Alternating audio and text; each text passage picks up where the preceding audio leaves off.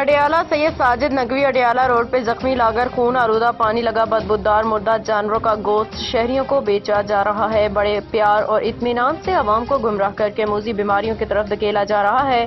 محکمہ فوڈ کے اہلکاریں جیبیں گرم کرنے لگے، شہری صحت و مال سے ہاتھ دھونے لگے، انتظامیہ بین مافیا کے سامنے بے بس۔ تفصیلات کے مطابق اڈیالہ روڈ اور گردمناہ کے علاقوں میں لاگر زخمی مضر صحت خون آلودہ پانی لگا بدبودار اور مردہ جانوروں کا گوشت ڈنکے کی چوٹ پہ بک رہا ہے، جس سے شہری موذی بیماریوں میں مبتلا ہونے لگے۔ محکمہ فوڈ کی جانب سے صرف خانہ پوری کرنے کے لیے انکسابوں کو 5-10 ہزار جرمانہ کیا جاتا ہے، جس کے بعد ان کو کھلی چھٹی مل جاتی ہے، جس سے یہ عوام کو نوچنے اور ان کی جان سے کھیلنے میں کوئی کسر نہیں چھوڑتے۔